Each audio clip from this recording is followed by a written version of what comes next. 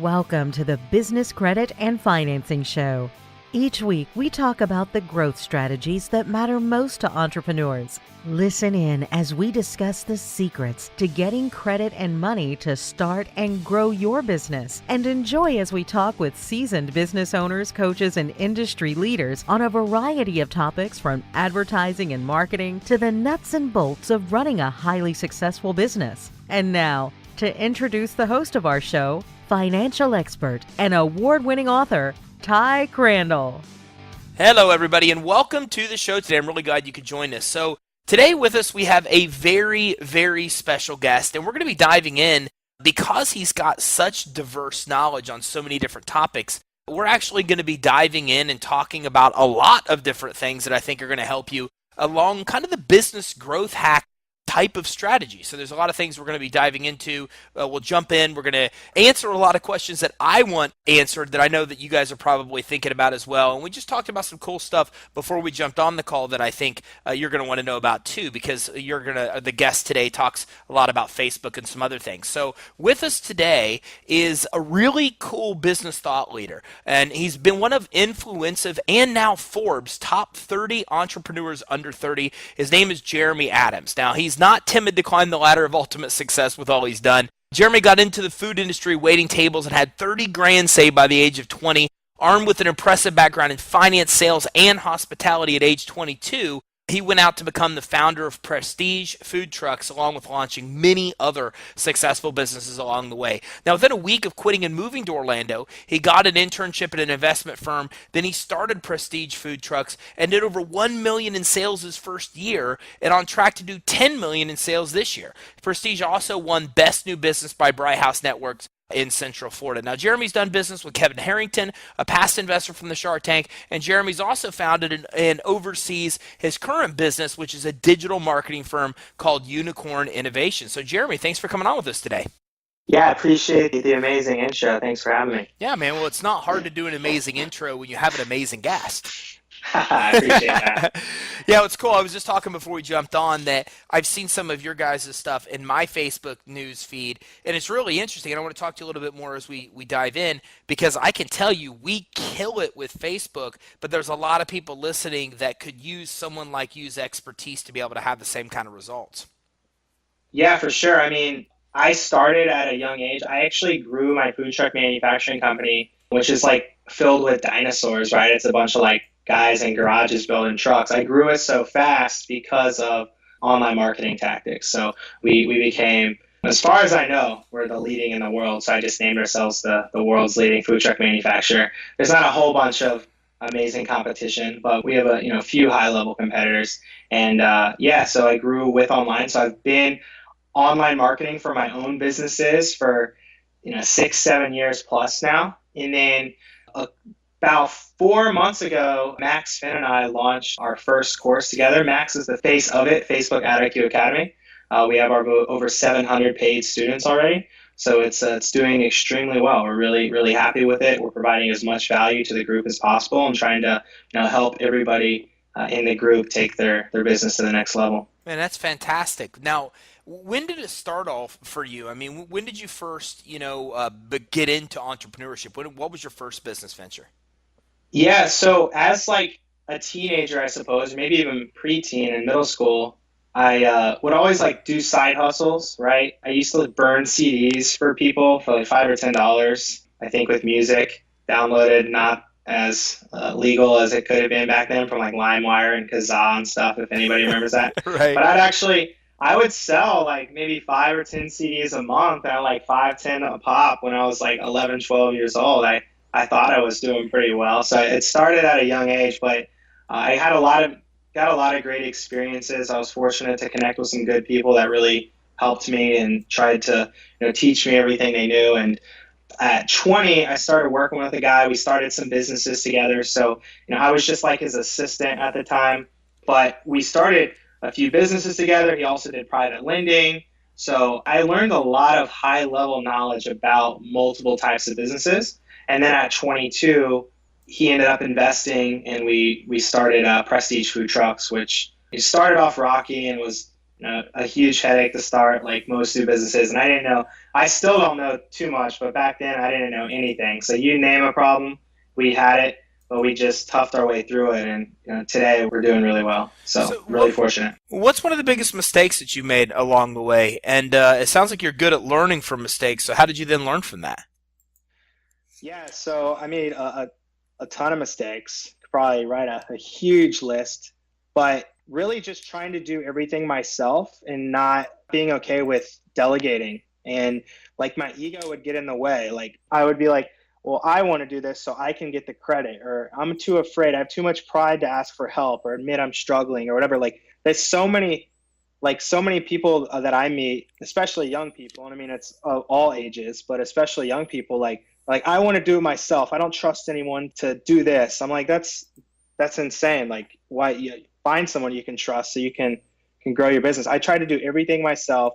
And at first, like I didn't want to listen to any advice people were telling me, like, which was really foolish as well. So just being open-minded, asking people for help, and it's okay to ask for help, and just take advice from people. Don't take advice from anybody, but someone that like is past you. Like if someone is more successful than you financially and they've built a business that's similar to yours, that's way more successful, like you should be begging that person for advice. Like not like shouldn't be hesitant. I was hesitant to take advice from people that I should have taken advice from. So that was a big thing for me. And that cost me a lot of money and a lot of stress. And I mean, I wish I would have learned that sooner. Now, one of the things that it looks like you've done pretty well is use partnerships to grow. So how to give us some examples, I mean, how did you use partnerships to grow what you've been doing so far? Yeah, so my thing, I mean, you partner with somebody that really like fills a void, right? So myself and my team, we're always great at the digital marketing side of things, customer acquisition in particular. And that's really what Unicorn focuses on. Like we don't like doing social media posts and content creation. We care about driving paid media and making money. Like that's ultimately what we're passionate about. And there's a lot of people out there that have great content, that are great brands, that just need that missing link, and that's customers. So, Kevin Harrington, we helped him on a bunch of direct response for products. He's a product guy. People come to him all the time. I have this new invention. I want this help. I have this patent. We could do millions in sales. He needs a good team to take that product, put it online, drive Facebook traffic, drive Google traffic. We work with Pat Flynn, the founder of Smart Passive Income. He has a bunch of courses. We're launching tons of courses with him. He spends years of his life learning and days and days creating content, but he needs a good paid media partner to scale and drive traffic. So that's really our lane. And ultimately, my Prestige Food Trucks partnership, like they're the manufacturer, that's their expertise. I'm the partner that comes in and says, you handle all this back end stuff. I'm just going to find customers that want these trucks, right? And that's what our core competency is, and that's what we enjoy doing. That's awesome. Now, when you develop these kind of partnerships, like, obviously Kevin is a really big partnership. I mean, what are some of the tactics that you found work really well, to start from, even a startup phase to kind of develop some of these partnerships? Just provide as much value as possible I wouldn't say completely without expecting, but almost without expecting anything in return. I mean, just say, hey, what are you working on? I know you're busy. What's something that like you want to put more time and resources into? You just don't have the time in the day. Like just ask a question like that. Any busy person, we're like, well, I've been wanting to, do this. And that's ultimately how I built the relationship with Kevin. Like he gets thousands of people a month or whatever reach out to him because we manage his back end. We saw all the people reaching out on Facebook and his website. I mean, it's insane. Hey, invest in my product. Hey, like, help me. I have money. I just need guidance. I mean, there's lots of quality people looking to scale their business as well, which is cool. I mean, just provide value. What do you need help with? Because I know you're really busy. And I didn't, for the first probably like 6 months, I never asked for anything. I would just go in on the meetings, provide value, do everything I can. And eventually we created a business partnership together because I provided, what I would think so much value. It'd be crazy to let that escape. And we ended up doing a partnership together, and it ended up being much more successful than me asking for a couple dollars on the front end. How does someone find the right partnerships? I mean, how do you know, or how did you know right from the beginning that was the right partnership for you? Well, until you really experience multiple partnerships, now that I've experienced multiple, you really don't know what the right partner is. I mean, that's ultimately, you just have to experience. I mean, go with your gut, go with what you think, but you just have to experience multiple partnerships. It's like dating. And you got to date a handful of people, in my opinion, before you decide to get married, because you got to know what you like, what you don't like, what you'll tolerate. I mean, that's really what it is in business partnerships as well, their marriages. So go with your gut. Go, at the very least, worst case, the business partnership doesn't work out, which most business partnerships statistically do not work out. You're going to learn a lot. You're going to, get a lot of value out of it. So then you can really hone in. But just gaining that experience is most important. If you like feel comfortable on the front end, but just know like the wedding, like there will likely be a divorce at some point. Just hope for the best and prepare for the worst. On the front end, hey, we're all happy, we think we can do big deals and make a lot of money, just in case something goes sour in a few years. My business coach always tells me, he's like, always negotiate an exit agreement on the wedding day, because it's the easiest time to have that conversation. But just getting the experience. What's the first way that you found, because Kevin, like I said, using him as an example as a partnership, how do you get yourself in front of people like that? What's the first thing you do to make that kind of contact? Yeah, so I can tell you how I got in front of Kevin. There was a business awards in Central Florida, Bright House. It's called Spectrum. I think they're owned by Time Warner now. But Bright House had a competition, best new business in Central Florida. The winner gets $100,000 in cash and prizes.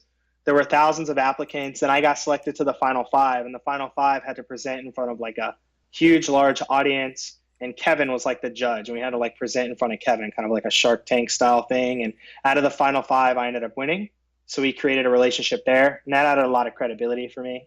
Obviously, too, he knew I wasn't just some like scrub, like, hey, Kevin, can we work together? But other than that, like that was really good opportunity for me.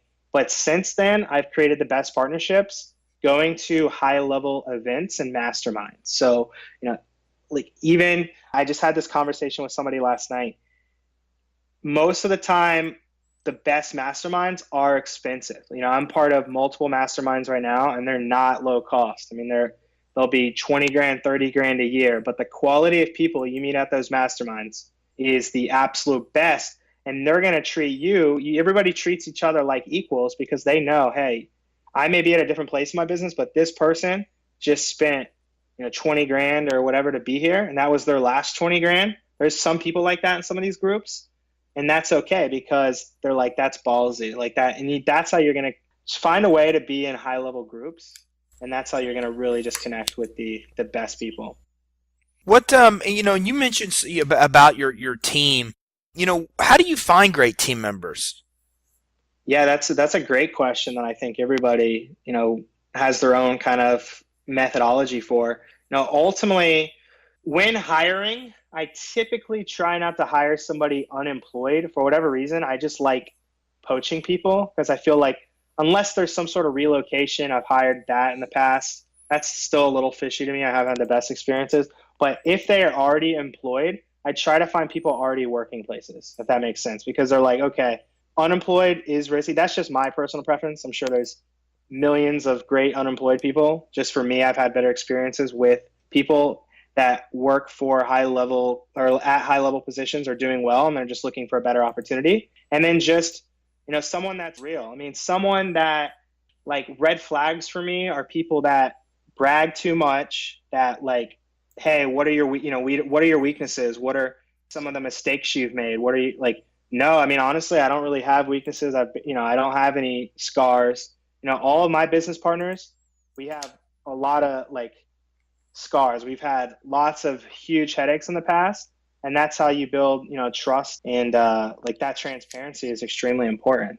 Like someone that's just like, oh yeah, it's all been butterflies and roses, like that to me, like that's bullshit. And I just like, that's a huge red flag for me. How do you go about training them? I mean, it all really depends. I mean, my role in companies is more business development and front end customer relations. So as far as execution team members, I have other partners that train the execution side of things. In regards to sales training, I mean, it's just, stay with me, see what I do. I recommend a lot of books. I've invested my team. There's a company called Sandler Sales Training.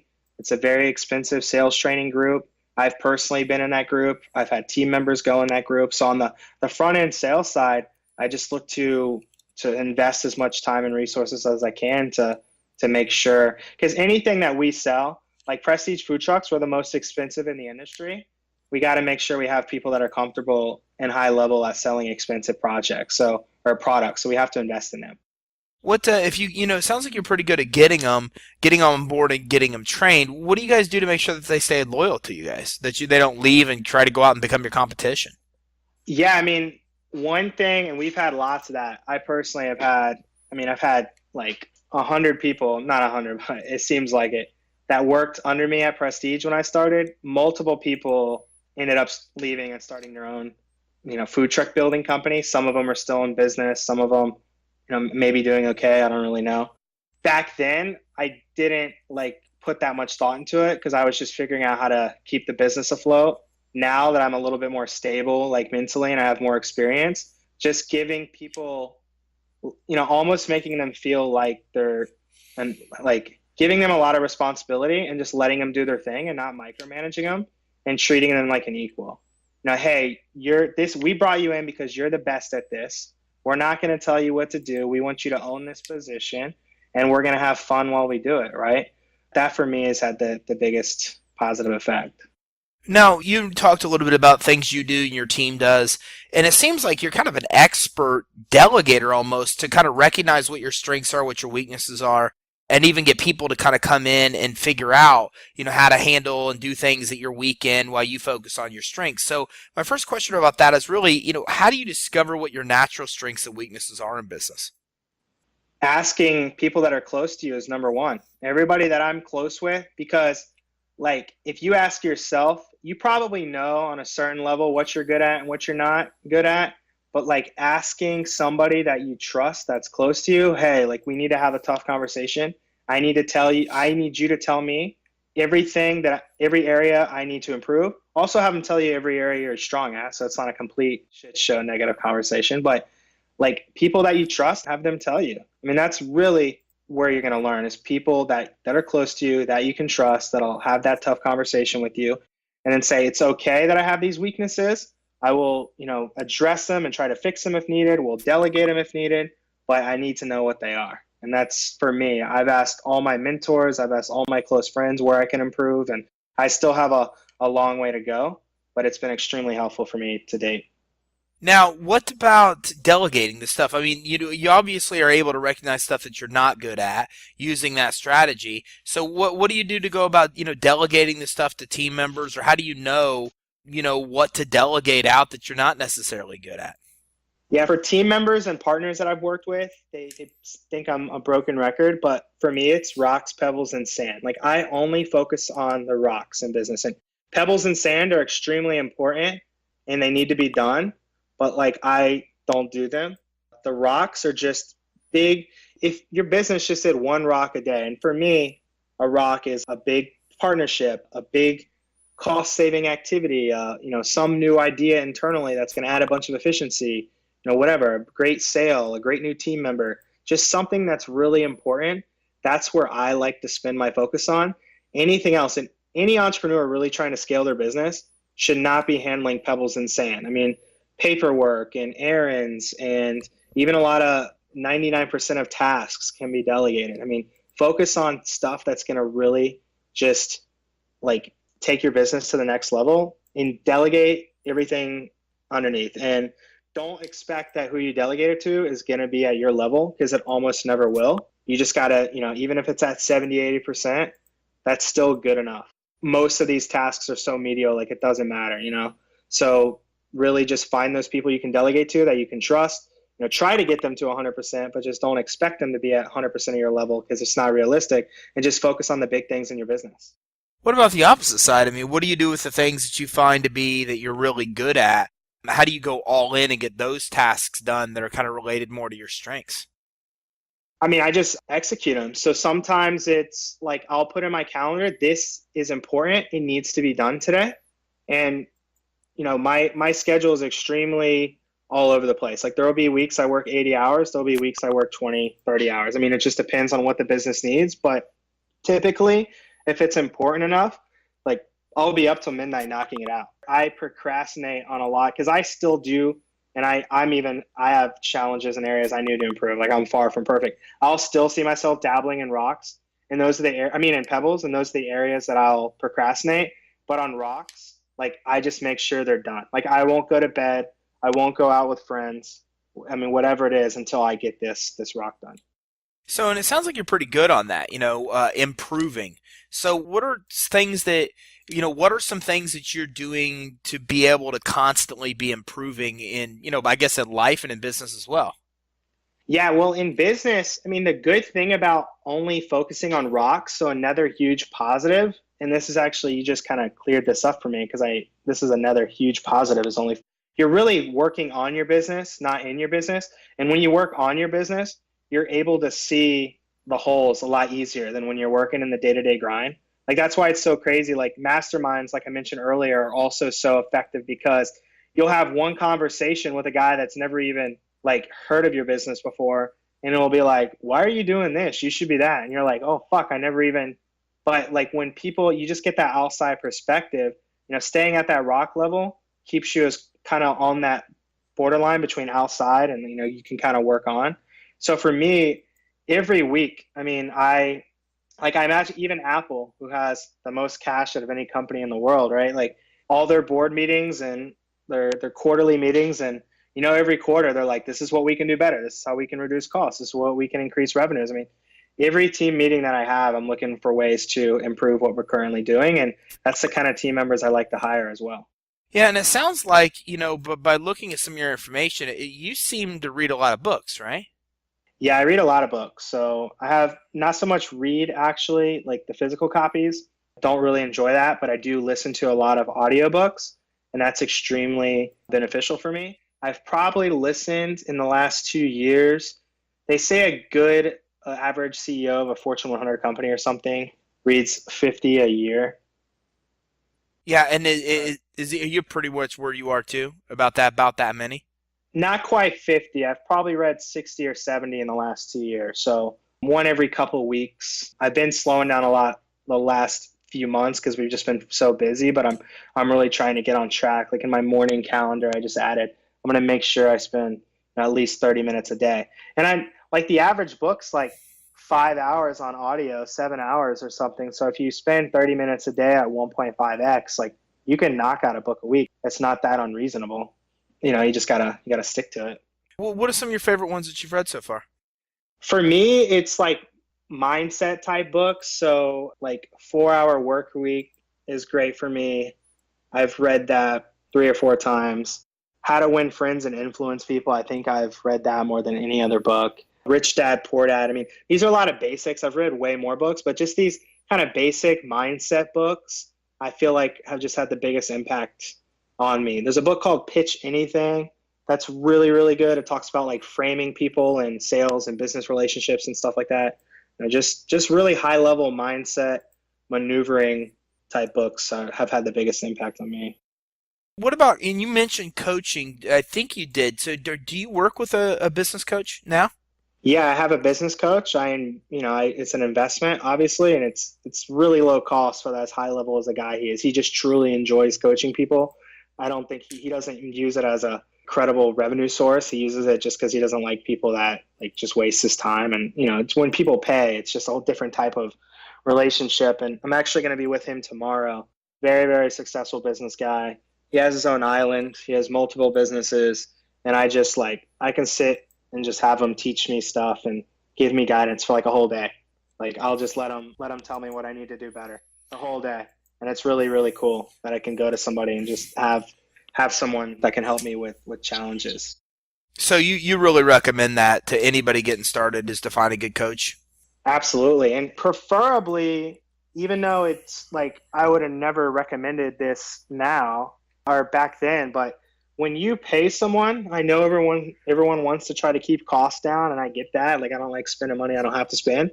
But the idea of paying somebody for coaching, you take it way more seriously. So I would recommend finding somebody legit that actually charges money, something you can make work for your budget and actually pay them, because you're going to get so much more out of it from my experience. If you have to have someone free, a lot of people, that's where they're at. You got to do what you got to do. But the second you can't afford to pay someone legit, I would recommend paying. And that's been a complete game changer for me. So what are some things that you've experienced with coaches and how they've helped you grow? Yeah, so one thought on coaches and mentors as a whole is you do outgrow them at some point. And for me, it was so hard because a lot of like mentors I've had, right? Not a lot, I think all, or they wouldn't be mentors. They really care about me and they want me to succeed and we have a great relationship. But at some point, you do outgrow mentors and coaches. And it sucks sometimes because you don't want to be like, hey, I kind of want to spend my time. I don't have time to talk every week, and it's a tough conversation to have. But just getting what you can out of a mentor, and bring value to the mentor as well. I mean, try to exchange value at the highest level. But at some point, just being okay with, okay, this mentor has got me here, and I'll appreciate him or her for the rest of my life. But now I need to find somebody that can help me with this next level of my life. How did you go about finding the coaches that you've worked with? Just hanging around the best people I possibly can. I mean, everybody that I've worked with has been because I make it I demand. It's not even optional for me. Like, if I'm going to go hang out with a group of people, I demand they're the highest quality people possible. And if I do everything I can to get around the best quality people possible. So if it's paying to get into an event, which I do, like I mentioned earlier, numerous times, I do that. If it's showing up to somewhere that I'm really not comfortable or having to do stuff that I'm not familiar with, like, I just figure out a way. And from these high level groups of people, I've just made some great friendships and great connections. And those have turned into, good mentors and coaches for me. That's awesome. You talked about, kind of trial and error and failing a little bit earlier. How do you think? I mean, you think failing, and the failures that you've had really are essential to leading to the successes that you've had? Yeah, absolutely. Every failure, although it sucks and, you get sad, and there's times I'm like, it would be so nice to work for someone else and not have to do that. I have thoughts like that, but that's what gives you the experience, and that's where you learn. Like, you really learn when you like don't have any money left and you like have to figure out how to make payroll, and like really shitty situations like that are some of the times where you become the most resourceful and become the most creative, and you develop a really strong mind and you develop thick skin, and then ultimately every entrepreneur is trying to scale up. So the problems that I had even 2 or 3 years ago, looking back at it, are like really small compared to the potential problems I would have if I was making the same mistakes I was back then. So just always know that, it's costing you a lot less potential money, resource, and energy going through this now when you're new and getting started, and when you're dealing with, millions of dollars in client budgets and, huge payrolls and stuff like that. When it's brand new, like, and not as many people suffer and it's really not that bad, like, it's great to get all those learning experiences out of the way. Yeah, for sure. What about now Facebook? We talked and started a little bit with this, but what are you guys finding going on or is going on right now in the Facebook advertising world? So the Facebook advertising world, my partner Max is, he's spoken for Shopify for private events. He spoke recently at Ezra Firestone event. I mean, he's going to be speaking a bunch in 2018, and one of the best Facebook marketers, in the country, in the world, really. And the crazy thing about Facebook is that, like, it changes so fast. Like, it changes all the time. And all these changes mean there's a great opportunity in the course world for us, in the private coaching world, because like the average like small business owner that's even doing well, like they're not spending all day like looking at what new updates and what new tools Facebook's coming out with to, or what they're removing or what they're changing. And like, they're just trying to run their business. And there's a huge opportunity. And that's why our course is doing so well, because like we deal with some high level budgets, and we've made a bunch and lost a bunch. And we have tons of experiences, and we're dealing with this every day at a high level. Like, we can provide a lot of value, to other high level people, and also to people that do well financially, but like they just don't want to spend all day trying to figure out how they can improve their Facebook game. They Right. just want a good coach and a good partnership and a good course that they can go to for that data. So it's been really good for us, and we're really excited. I mean, unless Facebook changes, we could probably release 2 to 3 courses a year for the remainder of Facebook's life based on how quickly they change. So that's a big opportunity for us. That's great. Well, listen, as we get ready to wrap up, Jeremy, any parting thoughts, for everybody listening today that's really, on that climb that you're showing a mastery of, from the startup phase all the way to growing really successful business? Yeah, and do you mind, just so I can frame the answer properly, do you mind repeating that question? Yeah, absolutely. I mean, what I'm looking for is just some parting advice from you. I mean, you've made the climb to success. We've got a lot of listeners out on the call that are looking to do just that. Make the climb to success. So, what advice do you have for them? My parting advice to any entrepreneur is just like, don't be afraid to take whatever you're doing today to the next level.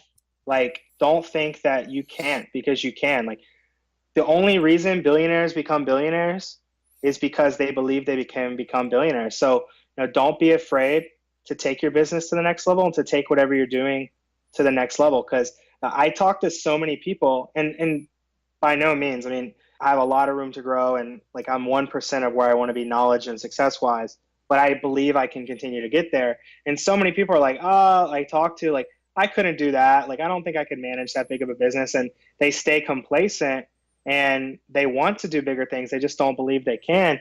And whatever situation you're in right now, like, what's stopping you from trying to take that to the next level? Increase your income, increase your level of financial freedom or security. Like, just make it happen, and don't be afraid, and do whatever you can to make it happen.